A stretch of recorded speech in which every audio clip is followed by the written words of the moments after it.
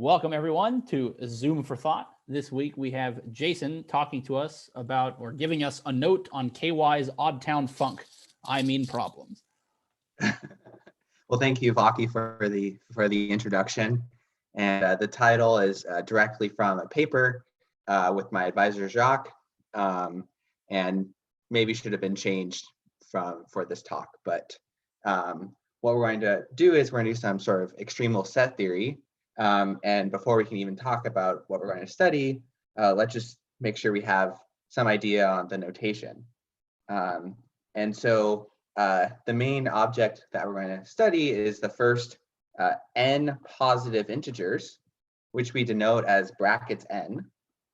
So that's just the set 1, 2, all the way up to n. And so these are the ground sets, or sort of the fundamental objects we're going to consider. But more generally, we're going to consider its power set. So we're going to consider what we use the notation 2 to the brackets n to be the collection of all subsets of n. And we're going to consider subsets of this power set. And that's sort of the object in extremal set theory. And sometimes we also restrict to sets of size k. So for some integer k, or I guess k is between 1 and n, we also denote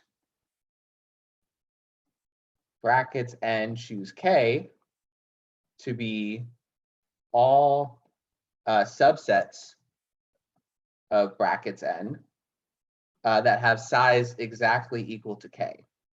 And this notation is somewhat standard in extremal set theory.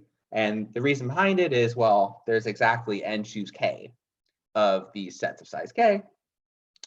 And the last thing that we're going to use is we're going to, given an arbitrary subset of brackets n,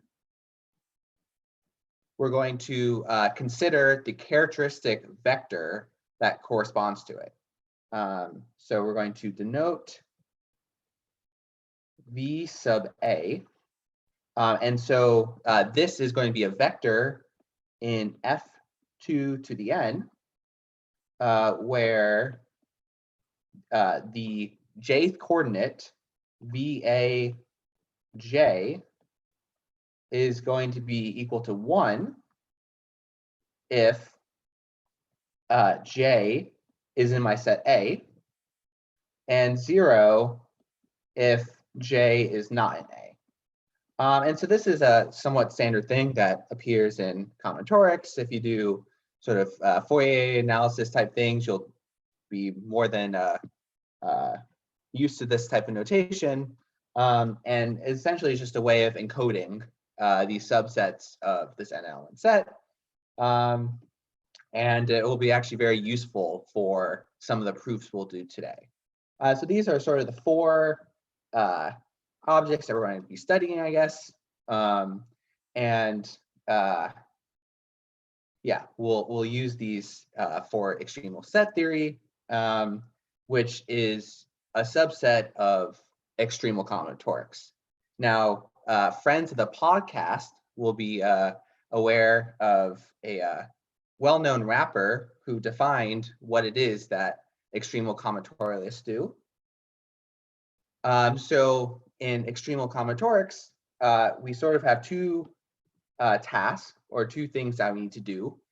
And the first thing that we need to do is come up with some problem, and then sort of find some upper bound, or I guess worst case scenario for this problem. And I guess vaguely speaking, it's usually trying to find some maximum size of a subset which does not contain some substructure. So that's sort of the first thing to do. And in math, whenever you prove an inequality, whether you're in real analysis or I guess combinatorics or anything else that involves inequalities, you want to understand, is it tight? Is there an example of something that actually achieves the bound? And so this is no different here. You want to figure out if there is some actual structure of the optimal size that also avoids that substructure. And so this is sort of vague, but this will sort of be useful to keep in mind as you go through today's talk. So there, whenever there's a problem, we really have two things that we need to do. So this is the well-known wrapper little o. A slightly less known wrapper who little o, his former roommate, once saw in the street, defined this thing called the town. And so the rapper Too Short, who's from Oakland, California, shout out to the Bay, and he used the town a lot in a lot of his music in 1990s. Not really too important, but the problem we're going to consider has the word town in it, so I figured I would also give some praise to a lesser known rapper than little o. Okay, so now we can get to sort of the problem that we're going to consider today. And so this is a sort of a word problem, I guess, but we have some town, maybe San Diego, and there are n people, so n some integer, and this town has a bunch of clubs. And so you can think of these clubs as subsets of the residents in the town, and we want to impose certain rules about the club. Now, in practice, this doesn't really have much application, but we don't really care too much about that in math. It's more just an interesting problem. And so we have two rules that these clubs must satisfy. The first of which is they all must have an odd number of people. So each individual club needs to have an odd number of people, which is also nice because it means you won't have any empty set clubs. You won't have any, maybe the Sam Spiro rap fan club would be empty, but this condition insists that we of course, I don't rap. Little o rap, so that set would be much larger. Yeah, the size of the club is little o of 1.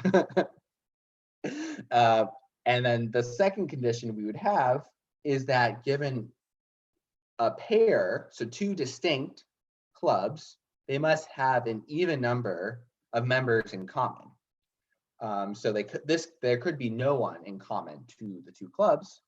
And the question that we're interested in is how many clubs can I have in order to satisfy both those conditions. So we want to maximize the number of clubs.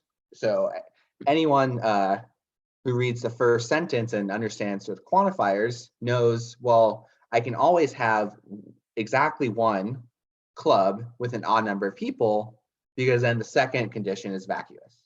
So you can always do one, but can you do better? And so our problem or our goal for the first part of this talk is to see, well, how well can you do? Okay.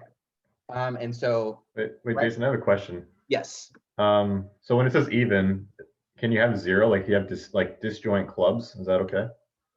Yeah. So you could have, say, the basketball club, and maybe me, you, and Jacob. Sorry, Vatsa, are in that club. But you could also have the I don't know, Sam Spiro's reading group, which might just be Sam, Eva, and John. I don't know who John is. So there is no one in common to the two clubs. So it is possible that even is 0 there. Okay. Okay. All right. I'm just thinking like you just have like each person be their own club. Yeah, that's a pretty good construction, and that's actually the first one we're going to discuss. We didn't talk about this. I swear. Yeah. No collusion here. But yeah, so as Greg was saying, well, you could let the townspeople, you define some way of labeling them. Let's see, I guess, be the townspeople.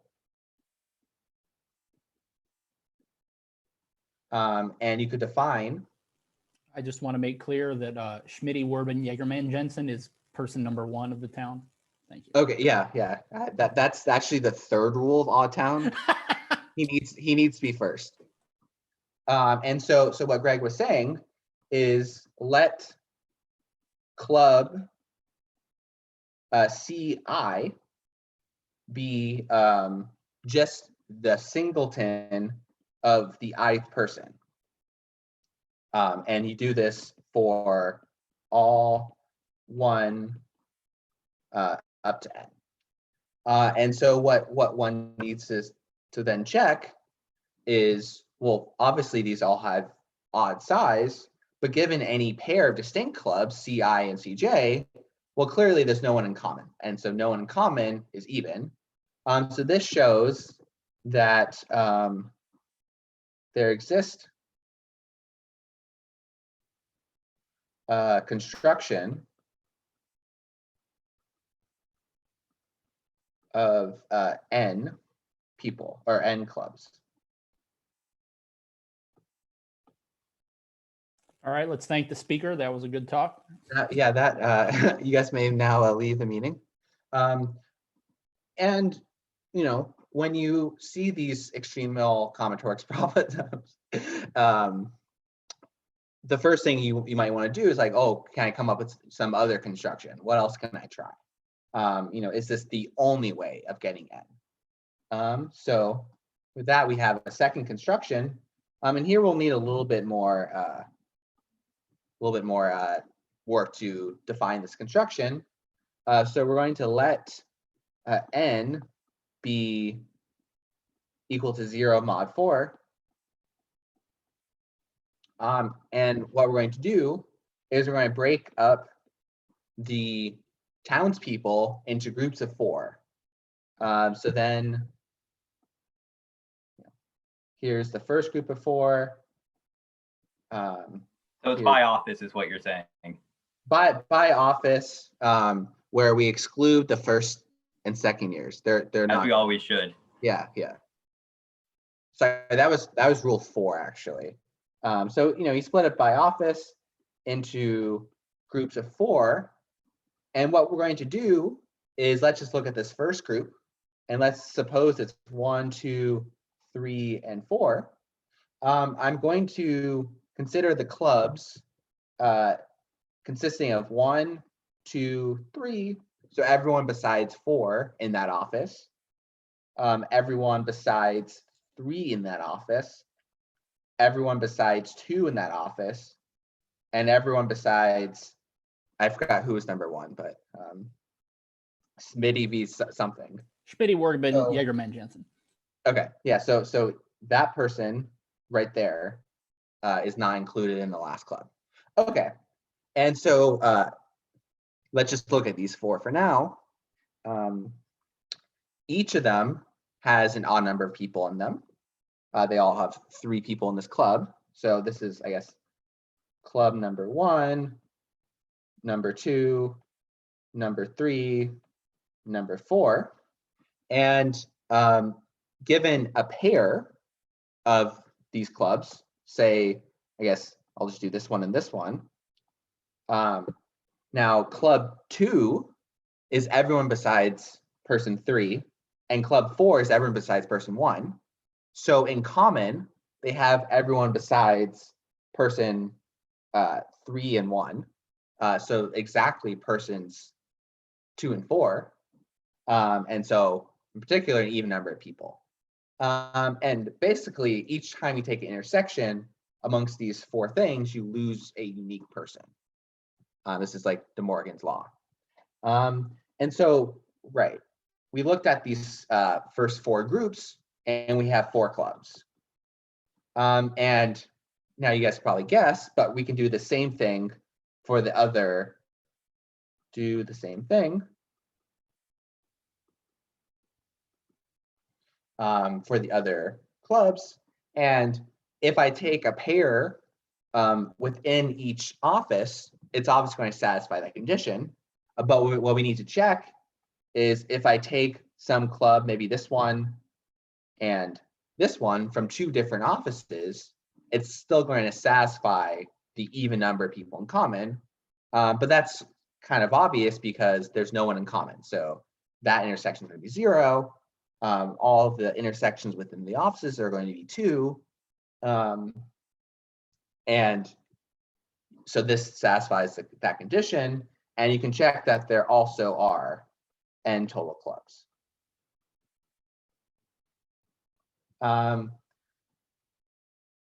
And yeah, one last thing I just wanted to say is, well, you might complain like, oh, this doesn't work when n is not equal to 0 mod 4. Well, you can do something similar for n equal to 0 mod 6. So this will take care of all even numbers. And if you have an odd number, you can take Smitty someone and just have that person do their own thing and then take one of these constructions. And so I guess kind of the point I want to make is there are a bunch of constructions that end up giving a maximum of n total clubs. So that's a reasonable guess for what's the best you can do. Okay. And this actually has a rather surprising proof, or I guess surprisingly easy, I don't know. But what are we going to do? We're going to let f, and in extremal set theory, we use script f. We're going to let it be f1 up to fm be a collection of subsets of brackets n, which satisfies Oddtown. Oh, so satisfies the conditions of the town. And so these are called Oddtown rules in the literature. But what does this mean? This means that fi, the size of it, is odd, and distinct intersections are even. And so what we're going to do is then consider this characteristic vector x, I guess x of I, which is really just x of the set f of I. So what we do is we look at each coordinate, and then we put it 1 if that coordinate is in that set f of I. And note that the size of, I guess the inner product of xi and itself. So you do this inner product, the standard, I guess, inner product over f2 to the n, and you're going to get the size of fi. So this, in particular, is equal to 1 mod 2. So why is that? Well, the only way in which the inner product is going to give me 1 is if we are honestly in both coordinates, but since it's the same thing, it just means that that element is in the set fi. So for each element in fi, we contribute exactly 1 to that sum, and we know the size of fi is odd. And if I take different ones, xi and xj, we're going to get the size of the intersection for the same reason we just mentioned. So this is, I guess, for all, which we know is even. So in particular, 0 mod 2. Okay, and those that do enough linear algebra probably know that this is enough to show that M is going to be less than or equal to the dimension of this vector space, which is what we want to show. But let's just see that for a second. Claim this collection of oh wait, I used X. X sub I in this set M is linearly independent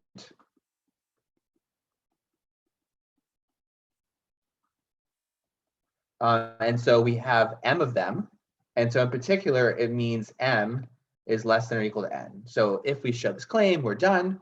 And so what do? Well, you consider some epsilon 1 x1 plus epsilon 2 x2 all the way up to epsilon m x of n m, and you suppose it's equal to 0. So you consider one of these linear combinations, and then you take the inner product with x sub I with 0. So this is obviously equal to 0. So this is the 0 vector. And so another way of writing that out is this linear combination, epsilon x of n. But as we saw on the previous screen, a bunch of these terms, namely the ones where the x sub i's don't match, are going to cancel. And so what we're left with is x sub I, epsilon I, x sub I, which is equal to epsilon I, and then I guess just 1, because xi inner product xi is 1. And so this shows that all these coefficients must be 0, and hence these characteristic vectors are linearly independent. So the number of them has to be less than the dimension, which shows that you cannot have more than n of these clubs satisfying Oddtown rules. Okay. So before I go on to the next part, are there any questions?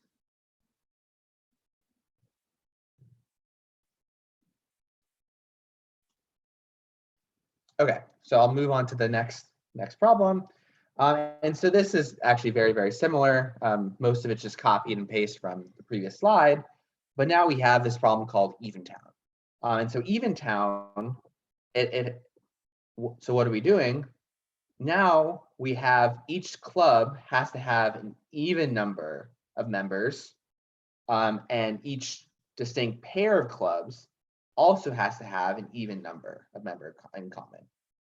And we're asking the same question about what is the maximum number of clubs you can have while following the rules.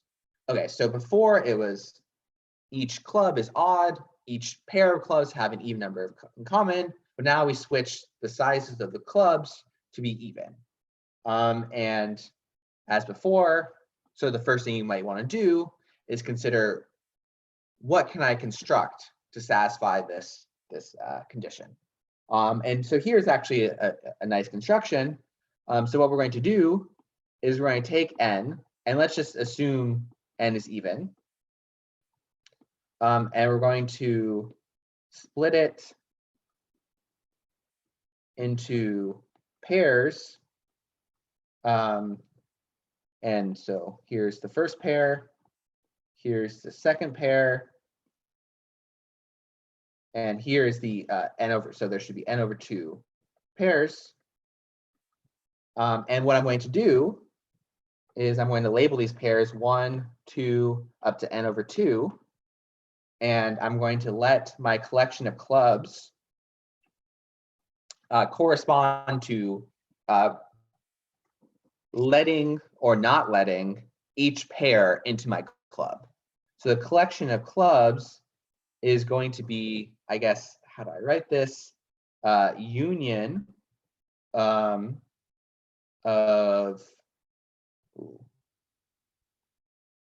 I in pair, I don't know, P of, so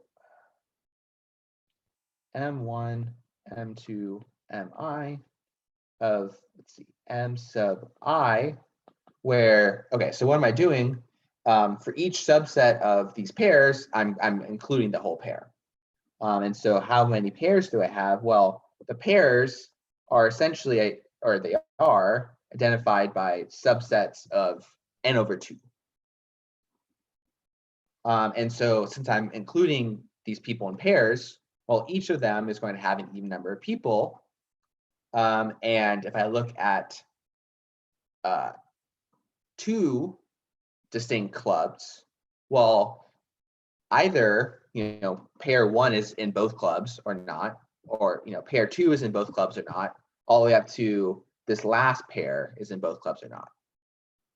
And so we're guaranteed to get an even number of people in common for looking at 2 distinct of these two distinct clubs. So this suggests that it's possible to do 2n over 2, and I'm slightly lying. We're taking n to be even. Clubs possible, which I guess the point of this is much bigger than n, which was what the Oddtown problem gave. And so, yeah, so this is what's best possible, and I'll just give a brief sketch of how one would do it. So what you do is you consider, script f, f1 up to fm to be subsets of brackets n, which satisfy the conditions.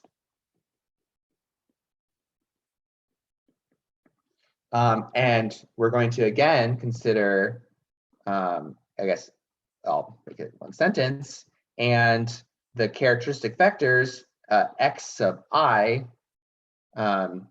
which is really x sub f of I characteristic vectors.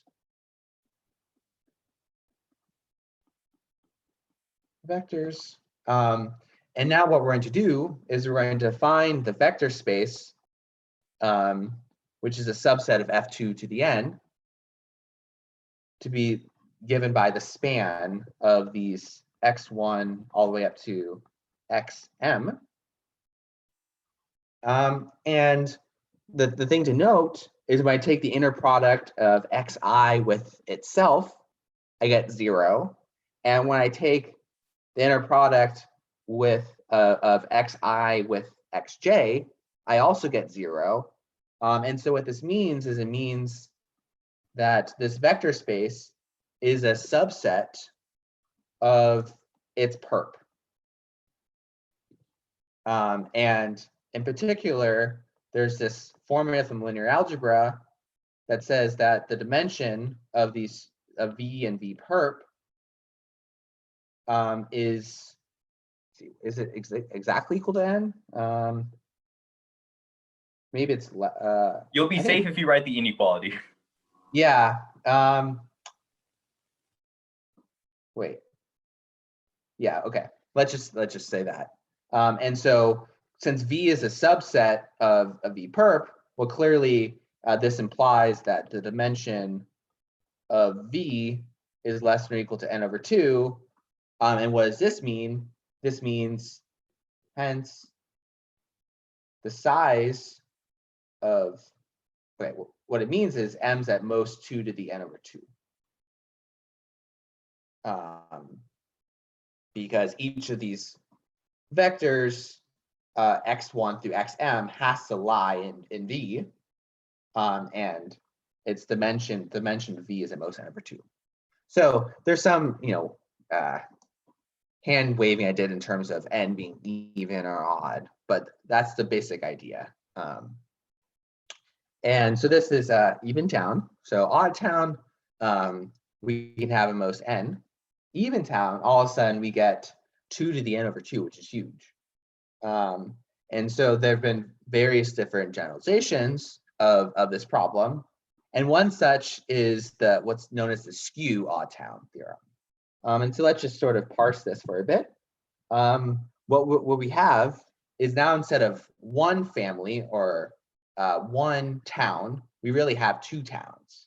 And so we have a town script A, and then another town script B. And I want these towns to be sort of compatible in the following way.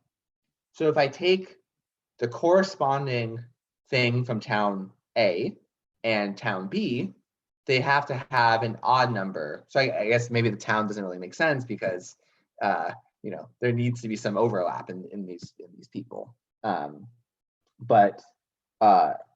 Right, so I take A1 and I take B1, well, that needs to be odd. But if I take any I strictly less than j, I'm going to get something that's even. And so this should look very similar to the regular Oddtown theorem we just saw. And in particular, this is actually stronger. So what can you do? So given one family F, and I'll just write it as F1, F2 up to F normal Fm, which satisfies Oddtown rules. So every set is odd and every pair of sets have an even number of people in common. What you can do is you can let A sub I be equal to B sub I to be F sub I. And A to be the collection of all these A sub I's, B to be the collection of all the B sub I's, and these are going to then satisfy the conditions in this theorem of Babai and Frankel. And so in particular, this is actually stronger because, well, it's possible, for AI to not equal BI, or to have one of them that's different.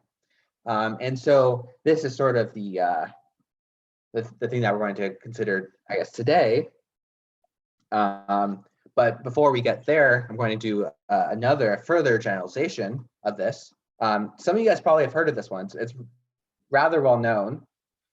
So there is Oddtown, there's Eventown, there is Skew Oddtown, but of course Flavortown is the most famous of them.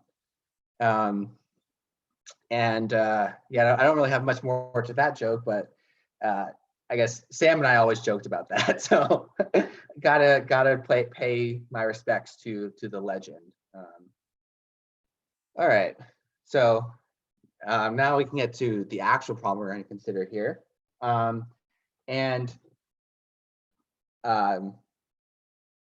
just going to pick a random number, let's say 6.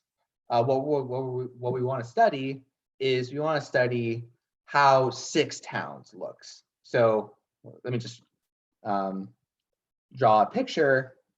So maybe we have A1 to be this town, and now the indexing gets kind of complicated, but I'm just going to write 1 1 all the way up to A1M, and now A2, same thing. Now I need to be careful, 2 1 up to A2M, and so this, as currently written, is sort of what Babai and Frankel, so the Skew Oddtown theorem, says. Something about controlling the size of each of these sets, but then something about what happens when you consider corresponding intersections, but also the ones that are sort of skew. And so what we want to do is we want to look at, say, 6 of these. So A6, So let's see. Okay. So each of these is going to be subsets or subsets of the power set of brackets n.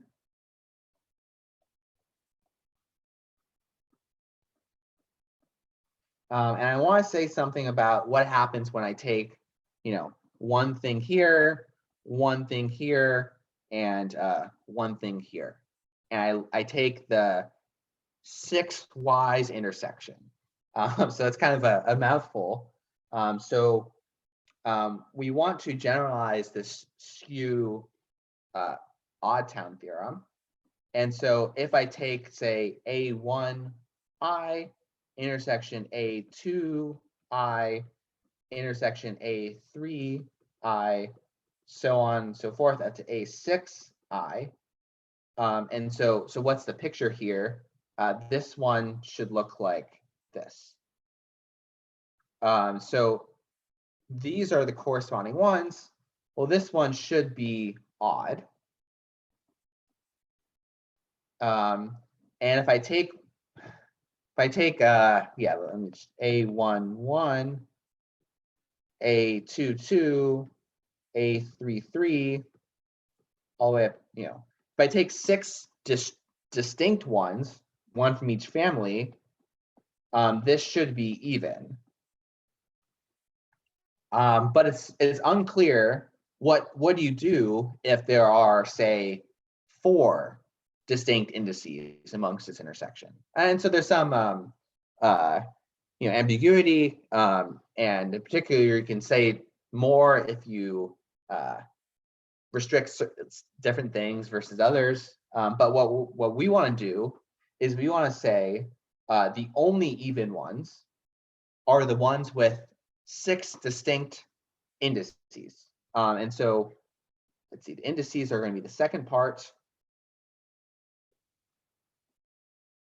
And so the only even ones are going to look like this.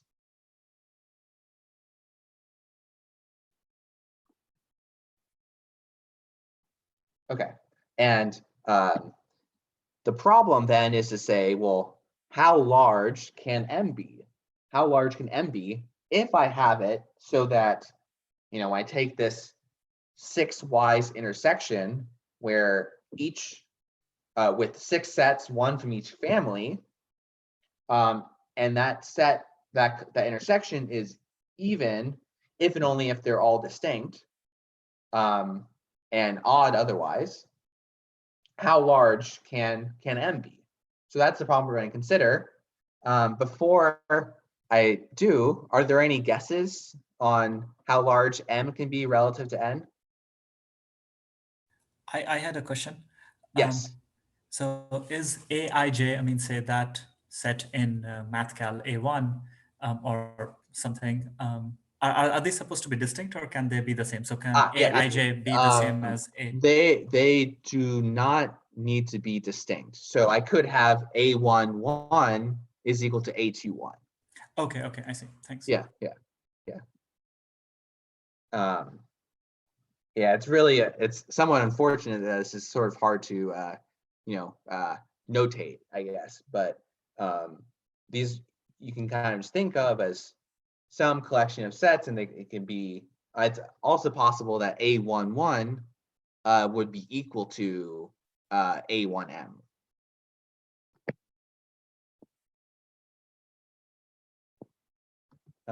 Okay.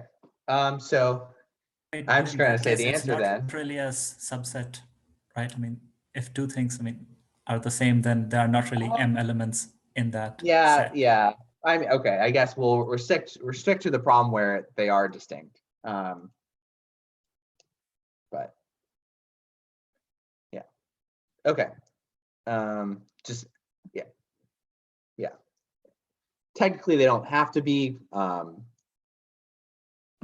As a partial counterexample, or what am I trying to say? Technically, really, it's like an order tuple, right? Because you're labeling one M, and these things matter because you're comparing the relative order of both. So yeah, technically, they should be order tuples. In which case, it's fine that they're not distinct. So, okay, I'm just going to say the answer. The answer is n to the, or it's of the order n to the 1/3. So the answer, so it turns out you can have answer is going to be, okay, I'm not going to define sort of the asymptotics here, but the answer is going to look like n to the 1/3. And so that's sort of what we proved. I guess I did the example, but what do? You say you have k of these set families where you denote the ith element of the J family as a sub ji. You take these ky's intersections, hence the title, and that intersection is going to be even if and only if, well, each index is distinct within that intersection. Then the answer you get looks like this, which in the case where k equals 6, you get 1/3. And so kind of a lot to, I guess, to say here. So when k equals 2, this is the same, I guess, as the Skew Oddtown theorem.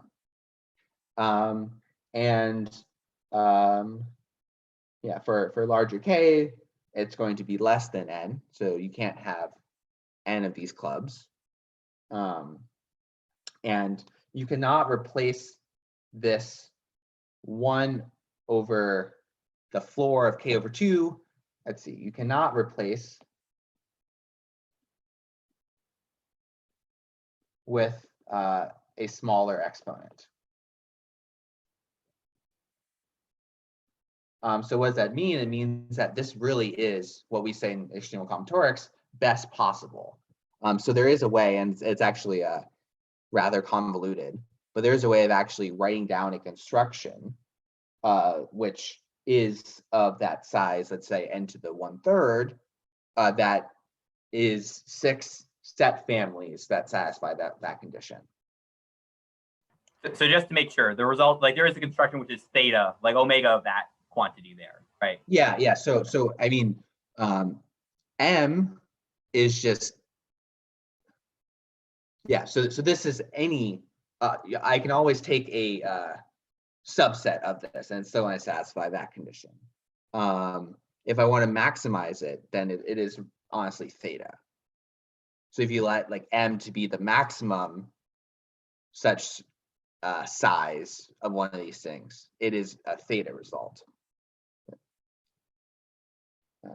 Yeah, I guess, yeah, big O notation basically means you can do an upper bound that looks like n to the 1 over this quantity times some constant. Yeah. Okay. Yeah, I'm going to now talk about an open problem. So the 6 families might have been a little too much. Let's just go back to 1. Wait, so just to clarify, did you want to do the construction? Because you had a thing that said construction. No. Yeah, I did not. I actually meant to do this example on this page. Okay, yeah, that's fine. Just wanted to make sure. Yeah. So yeah, the construction is actually related to this problem in terms of hypergraph covering, which I guess I'm talking to Sam now, and is somewhat difficult and just kind of a mess to write down. Okay, so now we're going to go back to one family, and this is something that is open, and it's, in my opinion, wide open. So what do I want to do? Well, I want to sort of generalize Oddtown theorem, I guess, or maybe this is Eventown theorem. And so I want a collection of subsets of brackets n such that each of them is even. Each pair of them, that intersection is even. But I have this further condition that if I take 3 distinct things in my family, that 3 wise intersection is odd. And yeah, so here's the problem. We want to find, given some fixed n, how large of a family can you get, which satisfies all three of these conditions.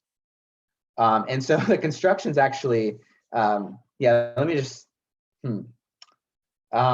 so let me first say, if I replace even with odd and even with odd and odd with even, this is essentially the same problem.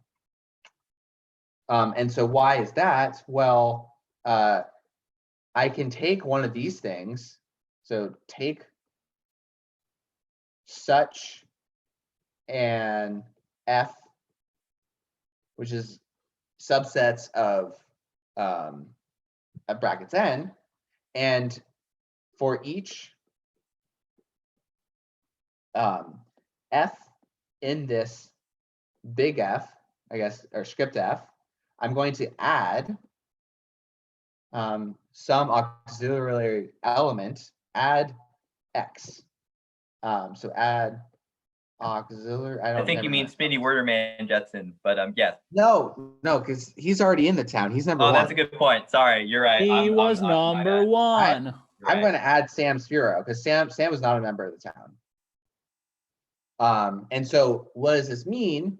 Well, I'm adding a unique element to each family. So this condition 1, well, now all my sets are exactly one higher. So it's going to take everything that's odd and it's going to make it even. And this person, Sam Spiro, well, Sam Spiro is also in, every pair of clubs. So it's going to take all the pairwise intersections and it's going to switch them from odd to even. And Sam Spiro is also in all triples of distinct things. That's kind of a lot to say. And so that 3-wise intersection is also going to flip from even to odd. And so it's kind of a mystery to me, but somehow this problem, the construction works much better for. And so let's keep this construction in mind. I mean, everything's better when Sam Spiro's involved, right? That's a very valid point. Sam Spiro is a very active participant in the town's goings-on. Yeah. And so I'm going to slightly cheat here. I'm not going to let my ground set be brackets n. Instead, I'm going to let my ground set be all, so I'm going to call it x, be all subsets of size 2 from n. And I'm going to define the ith element of the family. Well, so what am I going to do? It's all the pairs of brackets n. So every pair of brackets n. So it's such that the element I is in that pair. And so I can do this for all I between 1 and n. And so now what can I do? Well, I can look at the size of f sub I. So the size of this, well, I fix one element, say 1, and I have n minus 1 elements remaining, and I need to pick, what do I need to pick?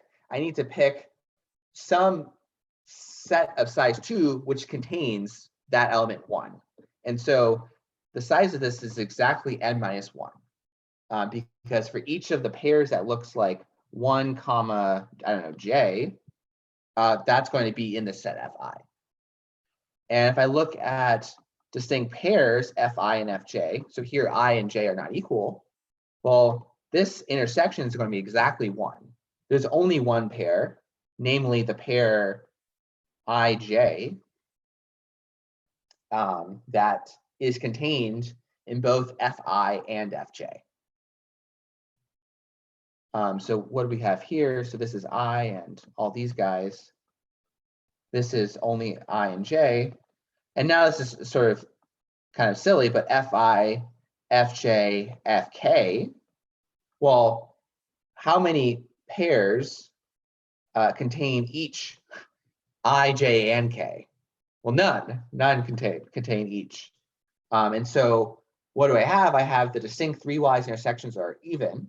The distinct pairwise intersections are odd. And the size of each set, well, is odd if n is even. So suppose n even. And so in the size of the ground set, what do we have? We have a family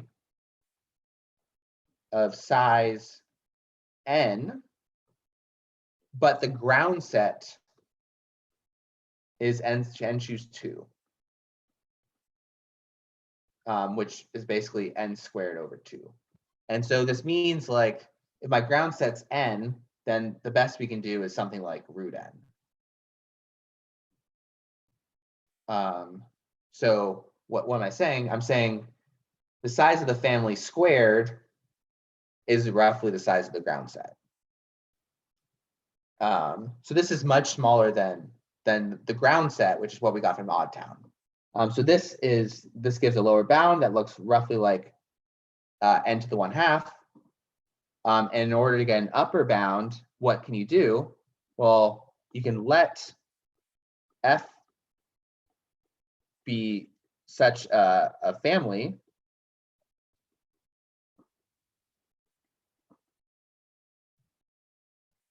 and then you define f prime to be all of the intersections with, you pick one special element in your family, and fj. So j is between 2 and m. And now this is going to satisfy Oddtown rules. Satisfies, okay, define this. I don't know. Then it satisfies Oddtown rules. And so in particular, m minus 1 is at most n, which means m is less than or equal to n plus 1. And so let me just say a little bit about why it satisfies Oddtown rules. Well, for j between 2 and m, the size of this fi intersection fj, so that's an element in f prime, well, this is going to be odd because this script f, the OG script f, is such that the pairwise intersections from it are odd. But now if I take 2 distinct things from here, so 2 distinct, I don't know what I'm doing, but put it down here, f1 intersection fj intersected with f1 and fk. Well, this is a distinct 3-wise intersection from the OGF. So in particular, this is 0 mod 2. And so this new f, script f, does satisfy Oddtown rules. And in particular, it's at most n. But I slightly cheated because I deleted the first one. So I really only have n minus 1. And so that's why we have the m minus 1 is less than or equal to n. And so what do we have? We have some problem where the answer is somewhere between n to the 1/2 and n plus 1. And I've spent a lot of time thinking about this. I haven't really gone anywhere better than those 2 arguments, which are both relatively straightforward. But yeah, if you want a fun problem to think about, that is definitely one. So yeah, I'll probably end there. All right, let us thank the speaker.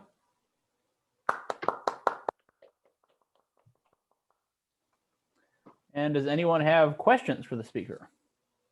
Yeah, so that theorem you have of the upper bound of n to the 1 over k over 2, is that linear algebraic in nature? presumably. Yeah, I mean, it involves the rank over F2 of the Kneser matrix. Right, naturally. Yeah, yeah. Yeah, basically there's some way of encoding the problem, similar which we encoded the characteristic vectors and interpreting things in terms of rank instead of dimension. I see. All right, cool. Thank you. Sweet. Any other questions or comments? All right, then let us thank the speaker once more.